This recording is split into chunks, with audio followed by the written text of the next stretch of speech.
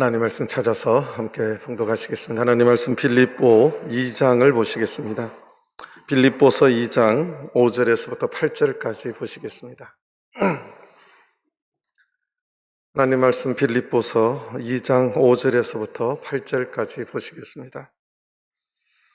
빌립보서 2장 5절에서 8절입니다.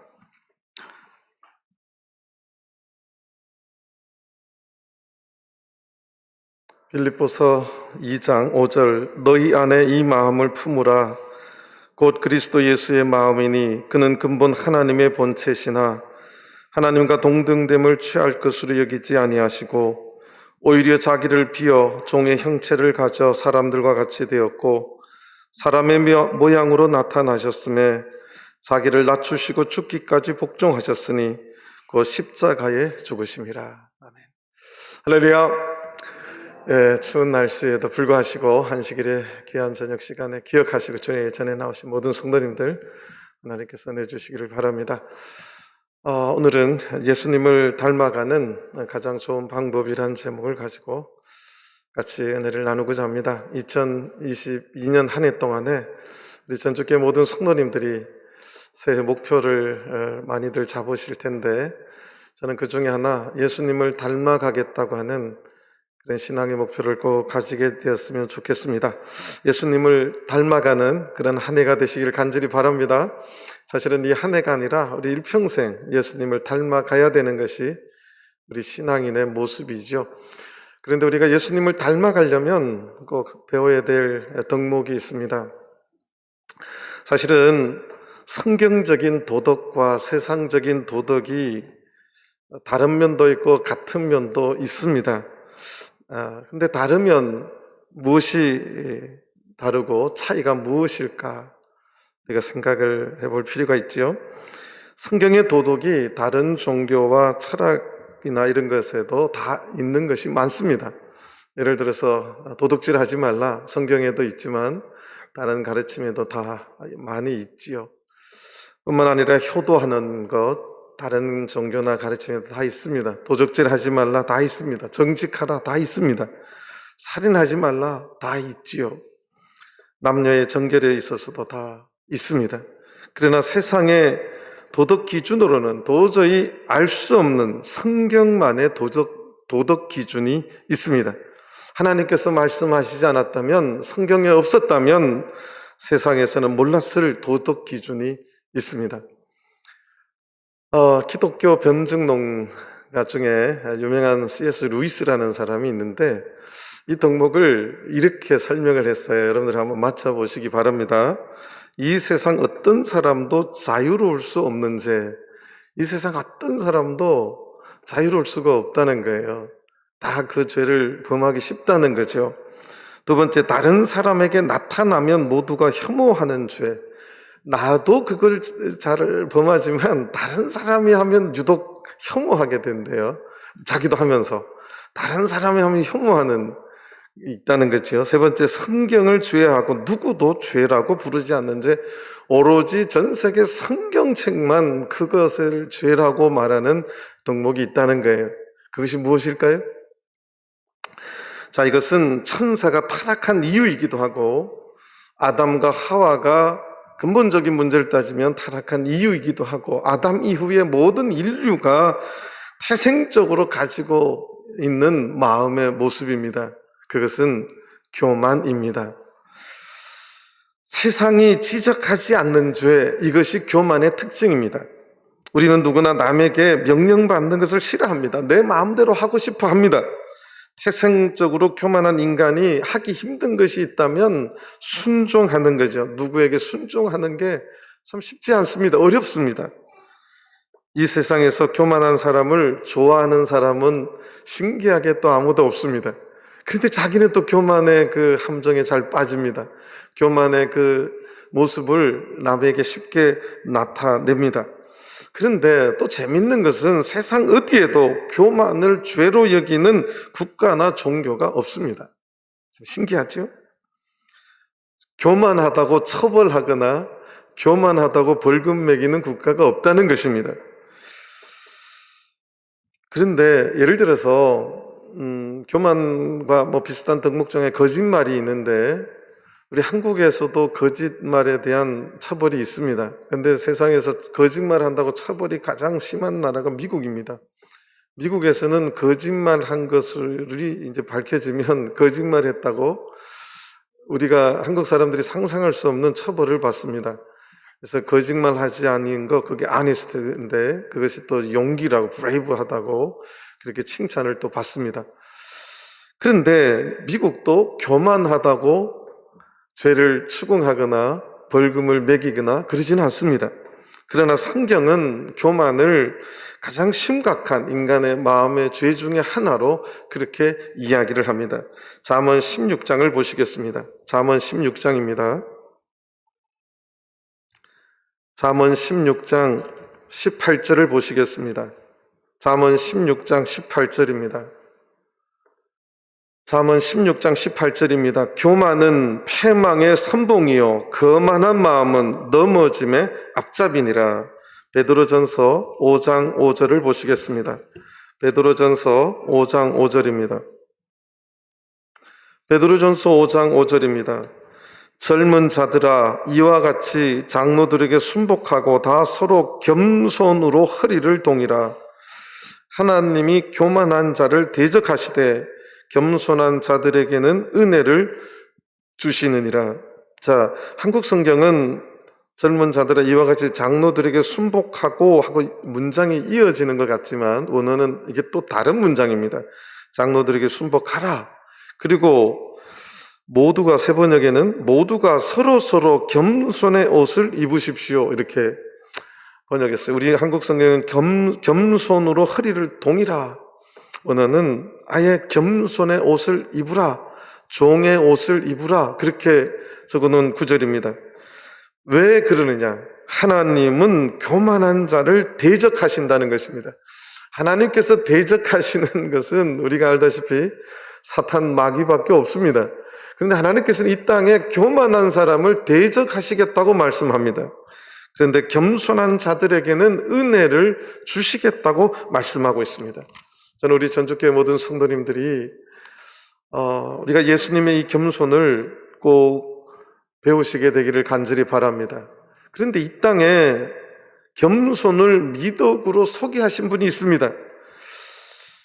예수님 시대에 고대 그리스 로마 사회의 겸손이라고 하는 단어는 그때 당시의 사람들은 그 단어를 어떻게 받아들였느냐? 나약하고 비굴하고 수동적인 사람들을 가리키는 단어입니다. 서양 사람들이 자기를 그렇게 어필하고 자기 PR 시대라고 그래서 자기를 나타내는 문화가 그냥 있는 게 아니에요. 서양은 자기를 막 자랑하고 나타내는 것이 그 명예를 위한 것이고 평판을 위한 것이다. 그래서 칭찬받는 사회이고 존경받는 사회입니다. 그래서 그리스 로마의 시대의 자서전을 보면 전부 다 자기 자랑만 적어져 있어요. 자기 자랑 투성입니다. 자기의 잘못이나 나쁜 점은 하나도 없습니다. 전부 다 자기 자랑 적는 것이 유명한 사람들의 자서전입니다. 자신을 낮춘다는 개념이 없습니다. 그 시대는, 그 사회는 그것이 당연한 거예요. 그래서 서양 문화사에서 새로운 연구를 하는 것들이 조명되기 시작했는데 서양 문명에서 겸손을 최초로 가르치신 분이 누구냐? 많은 학자들이 한 목소리로 예수님이다 그렇게 말합니다. 예수님 이전에는 겸손이 미덕인 문화나 사상은 없었다는 것입니다. 그러나 지금 서양에서도 감사하게도 기독교 문화가 많이 들어와서 예수님 이후에 서양에서도 겸손은 중요한 미덕이 되었습니다. 세상이 가르칠 수 없는 겸손의 덕목을 예수님께서 가르쳐 주신 것입니다. 학자들은 이것을 겸손혁명이다 이렇게 말합니다. 빌립보 오늘 본문 말씀으로 돌아가겠습니다. 빌립보서 2장 5절을 보시겠습니다. 너희 안에 이 마음을 품으라 곧 그리스도 예수의 마음이니. 너희 안에 이 마음을 품으라. 그 마음은 그리스도 예수의 마음이라는 것입니다. 그리스도 예수의 마음이야말로 자기의 영광을 버리시고 종의 모습으로 오신 분이시고 가장 낮고 찬한 곳에서 태어나신 분이시고 죽기까지 십자가에서 복종하시는 그러한 마음을 가진 분이셨습니다. 그래서 예수님의 마음을 한 단어로 정의하면 겸손이라는 것입니다. 겸손이라는 것입니다. 세상 어디에도 가리키지를 않는 겸손을 가르치는 공동체, 겸손이 가장 예수님다운 덕목이 되는 것이 교회 공동체입니다. 세상 어디에 가도 자기를 과시하고 자기를 자랑하고 자기를 나타내는 공동체지만 이 예수님을 믿고 예수님을 따르는 교회라는 공동체는 예수님의 이 겸손한 마음을 품어서 예수님을 배워가야 된다는 사실입니다. 자, 예수님의 겸손을 우리는 어떻게 배울 수 있을까요? 여기에 보니까 6절을 보시겠습니다. 6절을 보시겠습니다. 그는 근본 하나님의 본체시나 하나님과 동등됨을 취할 것으로 여기지 아니하시고, 예수님의 마음의 그 시작은 자기를 무엇으로 여기지 아니하는 마음이에요. 세상은 자기를 마치 잘난 것으로 여기기를 좋아합니다. 자기가 무척 위대한 게 여기는 것을 좋아합니다. 우리 좀 많은 애들도 뭘 해놓고 엄마 나 잘했지? 자기를 자기도 여기지만 남도 여기게 가르칩니다. 이것이 오늘날 교육에서도 자존심이니 이런 문제로 세상은 자존감이 높아야 된다. 그러니까 남에게 뭐 자랑은 하지 않더라도 내 마음속에 내가 무엇이다라고 하는 자존감이 높아야 된다고 말합니다. 근데 성경은 그 자존감조차도 그거 여기지 말라는 거예요. 이게 참 어려운 마음입니다. 배우기 쉽지 않지만 배우고 나면 정말 주님 앞에 하나님 앞에 크게 칭찬받는 마음이에요. 여기지 않는 마음이에요. 그렇다면 오늘날 성직자인 목회자부터 조심히 해야 될 마음이에요. 목회자가 목회자이지 마치 자기가 군림하는 것처럼 남을 함부로 하는 것처럼 자기를 스스로 여기기 시작하면 교회는 항상 시끄럽게 됩니다. 마찬가지지요. 장로님, 집사님, 특히 요즘 뭐 전주교회를 말하는 거 아닙니다만 젊은 임원들이 임원된 것을 마치 자기가 무엇으로 여기기 시작할 적에 교회가 자꾸 시끄러워집니다. 그리고 많은 사람들에게 실망감을 줍니다. 교회 공동체는 자기를 무엇으로 여기는 것을 포기해야 됩니다. 그것이 예수님의 마음을 품는 것입니다. 자, 이것을 자기를 여기고 싶어하는 사회지만 교회 안에서는 예수님의 마음을 배워야 되는데 예수님의 마음은 여기지 않는 것, 이것이 겸손의 시작입니다. 알고 보니까 쉽지요. 저기 조금 자기가 잘났다고 생각하시면 나는 참 잘났어. 이렇게 거울 앞에서 자기를 여기지 마십시오. 은행 통장을 보시고 흐뭇하시면 나는 돈 많아 이렇게 여기지 마십시오. 자기를 그렇게 여기지 않는 것부터가 겸손의 시작입니다. 예수님은 근본 창조주 하나님 그 영광스러운 자리에 계시는 분이었지만 자기를 그렇게 여겼다고요? 안 여겼다고요? 안 여겼다는 거예요. 근데 사람은 조금만 무엇이 돼도 자기를 뭐로 자꾸 여겨요. 제가 시골에서 목회할 텐데 약국의 약사님이, 제가 이제 약을 그 교회에 있을 때 굉장히 시골이었습니다. 약국에 약을 사면 약사님이 참 겸손하시더라고요. 설명도 잘 해주시고. 그런데 그분이 이제 그 시의원으로 나왔어요. 시의원으로 나왔는데 당선이 됐어요.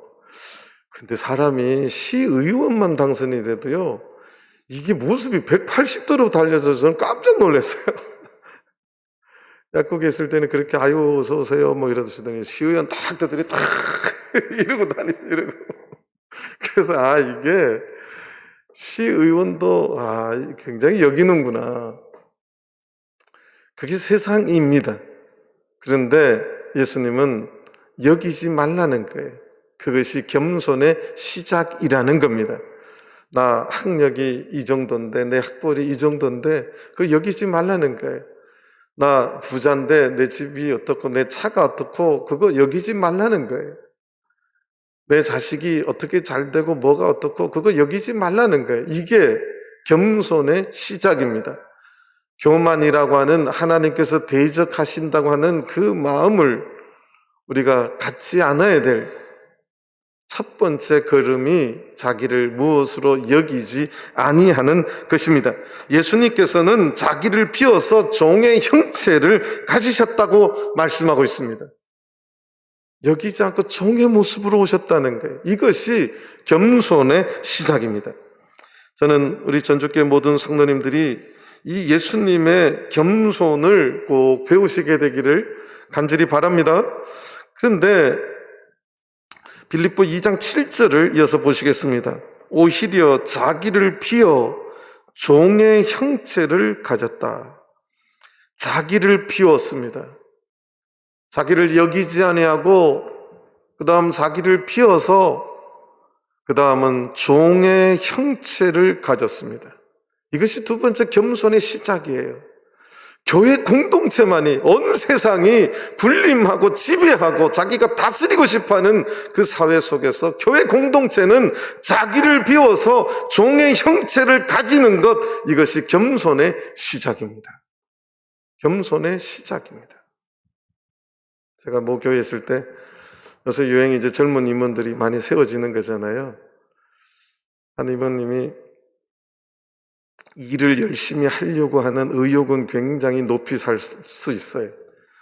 그런데 그분 눈에는 어른들이 안 보이나 봐요. 막 함부로 하시더라고요. 그래서 내가 불렀어요. 형제님, 그렇게 하시면 안 됩니다. 그렇게 하시면 안 돼요. 이게 안 빠지더라고요. 교회 임원 되는 것도 다른 사람을 섬기는 모습, 종의 형체를 가져야 되는데 마치 아까 말한 시의원 당선된 것이냐 그렇게 해요. 완전, 제가 단어 쓰는 게 이제 완장. 예수님께서 자기한테 완장을 채워줬는지를 착각해요. 그건 세상입니다. 세상은 완장을 채워주지만 예수님이 우리들에게 가르쳐주는 것은 종의 형체를 가지는 겁니다. 그저 내가 섬기는 자의 모습을 가져야 된다는 거예요. 내가 섬겨야 된다는 것입니다. 예수님께서 이 땅에 오실 때 왕이나 귀족으로 오시지 않았습니다. 우리 그래서 마태복음 20장을 보시겠습니다. 마태복음 20장 28절입니다. 마태복음 20장 28절입니다. 마태복음 20장 28절, 인자가 온 것은 섬김을 받으려 함이 아니라 도리어 섬기려 하고 자기 목숨을 많은 사람의 대속물로 주려 함이니라. 예수님께서 이 땅에 온 것은 군림하고 다스리고 그렇게 어깨에 힘주려고 온 것이 아니라고 예수님이 말씀하십니다. 섬김을 받으려고 온 것이 아니라는 거예요. 도리어 자기를 섬기려 하고 많은 사람들을 섬기려 하고 자기 목숨까지도 많은 사람의 대속물로 주시려고 이 땅에 오셨다는 겁니다. 그래서 우리가 이 겸손의 배움의 시작은 자기를 무엇으로 여기지 아니하는 것이고 그 다음에 종의 형체를 가지는 겁니다. 남을 섬기는 것입니다. 예수님의 겸손을 닮아가는 가장 좋은 방법은 뭐냐? 남을 섬기는 것입니다. 성도를 섬길 때 예수님의 마음을 이해하게 되고 예수님의 겸손을 배울 수가 있습니다. 제가 모교회에 있을 때 세상에서 잘 나가던 소위 말해서 복부인이 전도가 됐어요. 이거 복부인이라 하면 안 되나요? 강대상에서. 소위 말해서 부동산으로 재미를 보고 돈을 좀 많이 버셔서 아주 우아하고 고상하게 살고 싶어 하는 그런 욕망이 강하신 어떤 분이 전도가 됐어요. 그래서 교회에서 그때 그 교회가 가난한 교회라서 국수를 먹었는데 국수를 저는 너무 맛있어서 그때만 해도 많이 먹었어요. 막 이렇게 맛있다고 이렇게 먹는데 그분은 국수를 이렇게 뜯어주면 젓가락으로 이렇게 그릇을 이렇게 표현하기 좀 어렵습니다. 내가 이거 꼭 먹어야 돼? 뭐 이런 표정이에요. 제가 보기에도 딱해요. 사람이 한 끼는 뭐든지 먹을 수도 있어야 되겠죠. 그런데 내가 세상에 고상하고 우아하게 살아가는 내가 이런 것까지 먹어야 돼? 이런 표정이 제 눈에 자꾸 그렇게 내가 오해하는지는 모르겠어요, 지금도. 근데 그렇게 보였습니다. 근데 그분이 이제 조금 말씀이 귀에 들어가고 그래서 자기도 이렇게 봉사하고 싶다고, 그래서 이분이 자기가 뭔가를 막 이렇게 국수가 아닌 뭔가를 많이 내서 내가 이제 있다는 거를 좀 이렇게 뭐 하고 싶었던 거예요. 그래서 당번을 하시겠다고 그래가지고 이제 했어요. 근데 이게 교회에서 당번이 우아하게 됩니까? 하다 보니까 땀이 나고 팔도 아프고 허리가 아프고, 그렇게 자기 딴에는 이제 내가 뭔가 이제 솜씨도 있고 내가 좀 이렇게 국수가 아닌 뭔가를 대접하는 힘이 있다, 이걸 보여주고 싶어서 시작을 했는데, 그분 이제 나중에 대화를 해보니까 그런 거예요. 그렇게 설명을 해서 제가 알았어요. 팔도 아파 죽겠고 허리도 아프고 땀도 나고 힘들더라는 거예요. 그러면서 하시는 말씀이, 그 이전에는 국수가 참 하찮아 보였는데 그 수고하는 분들, 교인들을 섬기기 위해서 수고했던 그거를 내가 해보니까 이 국수가 그냥 나오는 게 아니구나, 참 감사하구나, 그걸 깨닫게 됐대요. 그래서 섬겨본다는 거, 성도들을 섬겨본다는 거, 그것은 겸손을 배울 수 있는 가장 좋은 방법입니다. 교회에서 적어도 이제 장로님들의 영성은 그래도 굉장히 깊습니다. 우리 전적교회 장로님들도 참 제가 와서 이렇게 겪어보면서 말은 안 하지만 참 존경할 때가 많이 있습니다. 장로님들도 청년의 때가 있었어요. 임원할 때가 있었어요. 집사님 할 때가 있었죠. 그러면서 교회를 이렇게 넓게 보고 깊이 보는 눈들이 다 가지고 계세요. 그래서 필요할 때마다 교회를 섬겨본 분들만 알 수 있는 그러한 일들을 보이지 않게, 말하지 않고 섬기는 모습들이 있습니다. 이게 영성이지요. 이게 예수님을 닮아가는 마음입니다. 마태복음 같은 20장 26절 27절을 보시겠습니다. 마태복음 20장 그 위의 절이죠. 마태복음 20장 26절 27절입니다. 너희 중에는 그렇지 아니하니 너희 중에 누구든지 크고자 하는 자는 너희를 뭐 하는 자가 되어야 된다고요? 섬기는 자가 되고, 너희 중에 누구든지 으뜸이 되고자 하는 자는 너희 종이 되어야 하리라. 이것이 예수님의 말씀입니다. 세상도 크고자 하지요. 세상도 큰 자리에 앉고 싶어 합니다. 또 세상은 으뜸이 되고자 다들 노력합니다. 그런데 교회에서 크고자 하면 성도를 섬기는 자가 되어야 되고, 교회에서 으뜸이 되고자 하는 자는 너희들이 종이 되어야 하리라. 그것이 예수님의 말씀이에요. 이게 예수님의 마음입니다.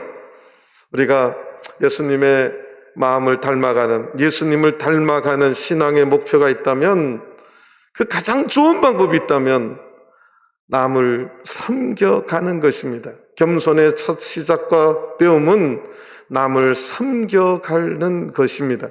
남을 섬기지 않고 내가 예수님을 배워간다? 어불성설입니다. 있을 수 없는 이야기입니다. 세상은 있을 수 있는 이야기지만 교회 공동체 안에서, 예수님의 제자 공동체 안에서는 남을 섬기지 않고 내가 어떤 큰 일을 맡겠다, 있을 수 없는 이야기입니다. 내가 남에게 그저 으뜸이 되고, 내가 남을 다스리고, 내가 통치하고, 내가 뭐 한다고 주님 앞에 으뜸이 되는 거 아니에요. 세상 눈으로 보면 으뜸이 돼 있는 것처럼 보이죠. 근데 하나님의 나라 예수님의 안에서는 가장 낮은 수준입니다. 예수님이 말씀하시는 것은 너희 중에 누구든지면 저부터 포함되는 겁니다. 누구든지 크고자 하는 자는 너희를 섬기는 자가 되어야 되고, 너희 중에 누구든지 으뜸이 되고자 하는 자는 너희 종이 되어야 된다. 이것이 예수님께서 가르쳐 주신 예수님 닮아가는, 예수님 마음 닮아가는 아주 귀한 말씀인 것입니다. 교회는 높은 사람이 대접받고 권세 부리는 것이 절대 아닙니다. 제가 늘 이야기하자면 자아를 실현하려고 하는 분들이 있어요. 교회 와서 막 자아를 실현하고, 또 뿐만 아니라 뭔가를 해놓고 나면 다 내가 했다고 자랑하고, 이건 세상에서는 가능합니다. 세상에서는 그렇게 해야지 자기 PR이 됩니다. 그런데 교회는 그런 것이 아닙니다. 근데 자꾸 교회 문화에 이런 것들이 자꾸 들어오려고 합니다. 이런 말을 하면 꼰대라고 저를 말하는 분들도 있더라고요. 아이, 그것 좀 이렇게, 나서 자랑도 하고, 이렇게. 저는 그런 발상조차가 이상합니다. 예수님의 마음이 조금 더 없는 겁니다. 세상의 마음이 마치 넓은 관용인 것처럼, 그게 더 사랑이 많은 것처럼, 예수님의 마음을 말하면 교회 안에서도 요즘은 자꾸 이상하게 되는 것 자체가 저는 그게 이상합니다. 그래서 치과에 자꾸 가고 싶어요. 이게 왜 이렇게 되는가? 교회는 먼저 온 사람이 나중 온 사람을 섬기는 것이 교회입니다. 어디를 가도 먼저 온 사람이 으뜸입니다. 여러분들 심지어 어디도 먼저 온 사람이 으뜸인지 아세요? 깜빵에도 나이 상관없대요. 저희 형제님이 교도관을 하는 형제님이 있어서 물어봤더니 깜빵에도 누가 으뜸이라고요? 제 입에서 나온 말이 아니라 그분 입에서 나온 말입니다. 이럴 때는 따옴표를 이렇게 쳐야 돼요. 이렇게 따옴표. 목사님, 그거에서는요, 먼저 온 놈이 높은 놈이에요. 이러더라고요. 근데 교회는, 아이고, 이거 거기서 이거 쓰면 안 되죠. 먼저 온 자가 으뜸이 아니라 먼저 온 자가 나중 온 자를 뭐 하는 것이라고요? 섬기는 것입니다. 이것이 예수님의 마음을 품은 자들의 모습이라는 거죠. 고난도 명예도 아닙니다. 예수님을 닮아가는 길입니다. 예수님을 닮아가는 하나님 나라의 원리이자 겸손의 원리는 크고자 하는 자는 다른 사람을 섬기는 자가 되어야 되고, 으뜸이 되고자 하는 사람은 모든 사람의 종이 되어야 된다는 것입니다. 빌립보 다시 2장으로 돌아오겠습니다. 빌립보 2장 8절입니다.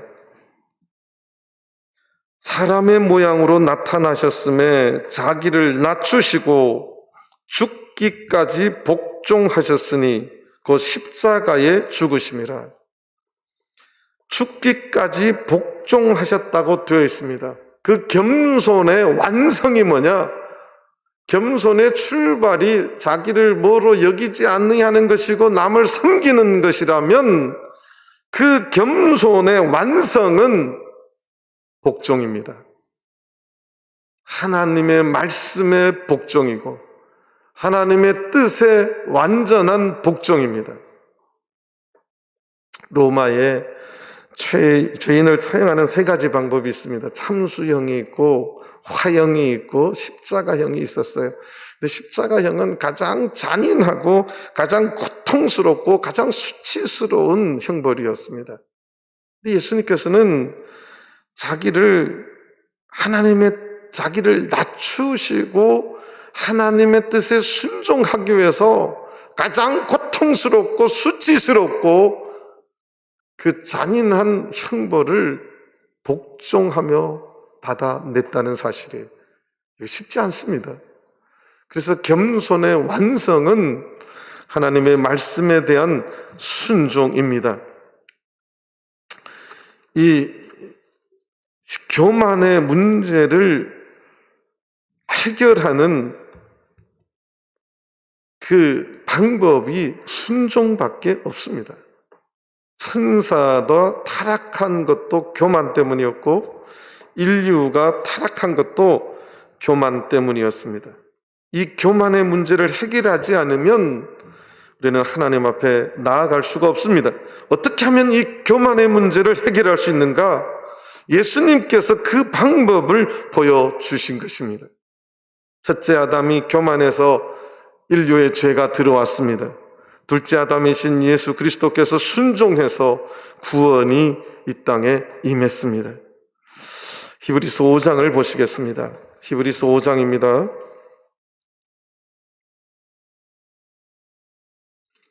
히브리서 5장 8절 9절입니다.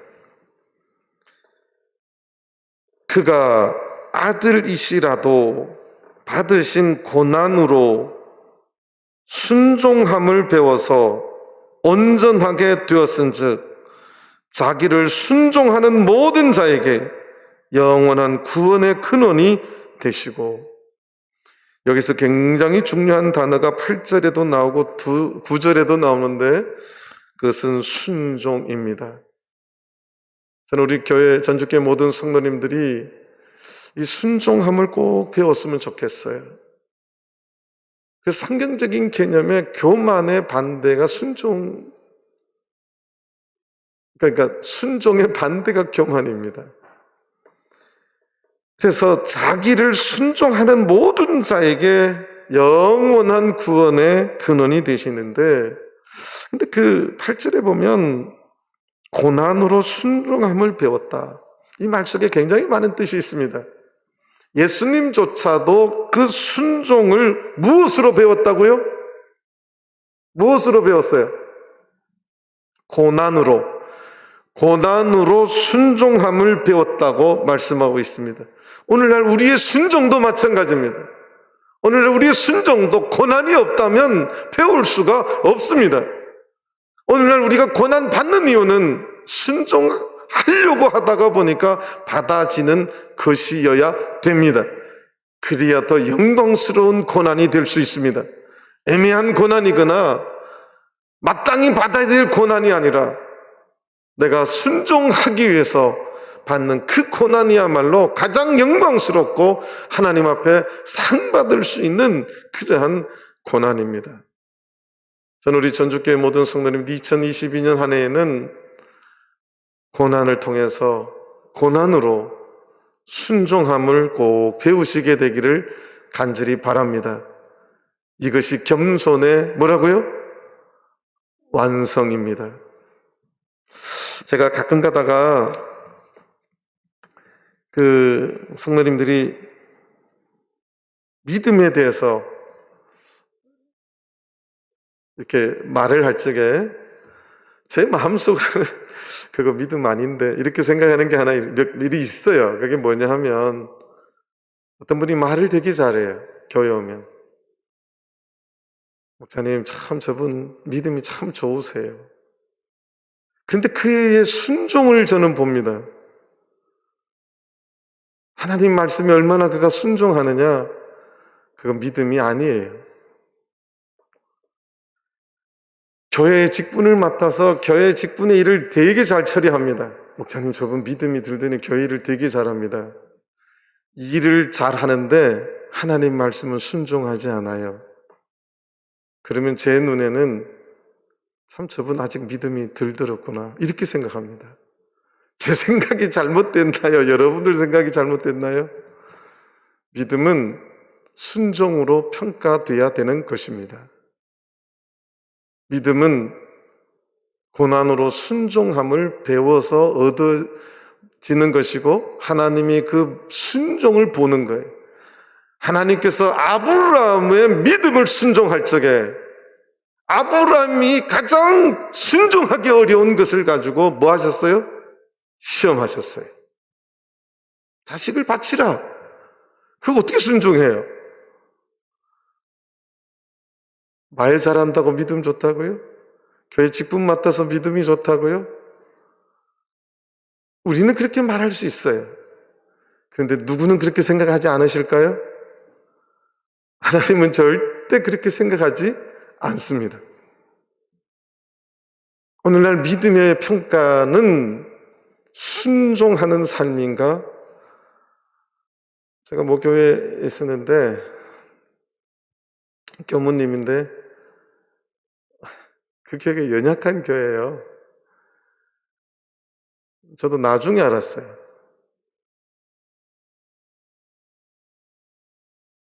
교무님이 아직도 세상 습관을 끊지를 못하고 있어요. 근데 교무가 되어서 교회 일을 한다고 해서 되는 일이 아니에요. 그건 정말 믿음이 없는 삶입니다. 하나님 말씀을 얼마나 순종할 수 있느냐. 하나님은 항상 우리의 순종으로 우리의 믿음을 평가하시지 그 성도가 무슨 일을 해왔냐고 평가하지 않습니다. 그 믿음을 말하는 것이에요. 진정한 믿음은 순종하는 믿음입니다. 이것이 성숙한 믿음입니다. 순종을 통해서 우리의 욕심을 버리고 하나님을 진정으로 섬기며 순종하는 저와 여러분들 되기를 간절히 바랍니다. 이것이 예수님의 마음이에요. 내 마음대로 믿음을 배우는 것은 성경적이지 않습니다. 믿음은 예수님의 가르침에 순종하는 것을 배워야 됩니다. 베드로전서 5장 5절을 보시겠습니다. 베드로전서 5장 5절입니다.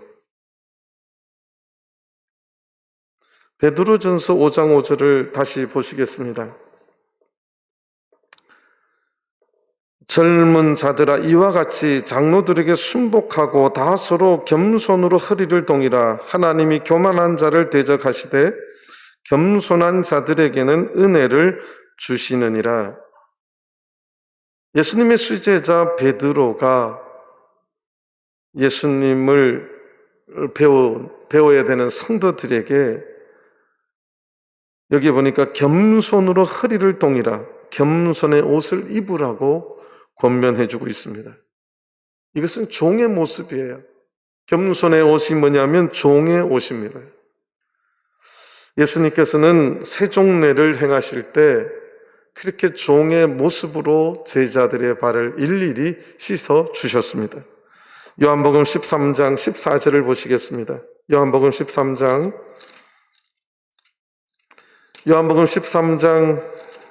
14절입니다. 내가 주와 또는 선생이 되어 너희 발을 씻겼으니 너희도 서로 발을 씻기는 것이 옳으니라.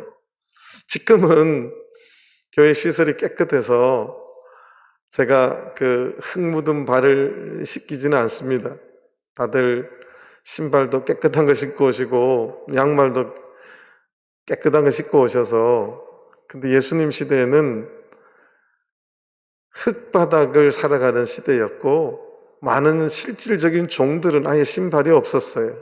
온 발이 흙투성이죠. 예수님께서는 그 제자들의 발, 샌들 안에 막 흙이 다 묻어있는 그 발을 일일이 씻겨 주셨습니다. 이것이 겸손의 옷을 입는 모습이죠. 하나님 나라는 큰 자가 작은 자를 섬기는 나라입니다. 하나님의 나라의 핵심 가치는 겸손입니다. 하나님 나라에서 겸손은 있어도 되고 없어도 되는 그런 것이 아니라 반드시 갖추어져야 될 덕목입니다. 교회는 그래서 겸손의 공동체가 되어야 됩니다. 이 세상은 겸손의 가치를 잘 모르는 것이지요. 예레미야 9장을 마지막으로 좀 보겠습니다. 예레미야 9장입니다. 예레미야 9장 23절 24절입니다. 여호와께서 이같이 말씀하시되 지혜로운 자는 그 지혜를 자랑치 말라. 용사는 그 용맹을 자랑치 말라. 부자는 그 부함을 자랑치 말라. 자랑하는 자는 이것으로 자랑할지니 곧 명철하여 나를 아는 것과 하나님을 아는 것과 나 여호와는 인애와 공평과 정직을 땅에 행하는 자인 줄을 깨닫는 것이라. 나는 이 일을 기뻐하노라. 여호와의 말이니라. 예수님은 겸손의 친히 모델이 되셨습니다. 겸손의 모델입니다. 하나님을 복종하셨습니다. 하나님의 뜻이라면 끝까지 순종하셨습니다. 또 이 땅에 많은 사람들을 섬겼습니다. 종의 형체를 가지고 그 겸손의 마음을 가지고 섬겼습니다. 저는 우리 전주교회가 2022년 한 해 모든 성도님들이 이 예수님의 마음을 품게 되기를 간절히 바랍니다. 저는 이 마음을 품을 때 교회가 가장 아름다운 공동체, 예수님이 기뻐하는 공동체, 예수님이 가장 사랑스러워하는 공동체가 될 줄로 믿습니다. 저는 우리 전주교회가 그러한 교회가 되기를 다시 한번 소망합니다.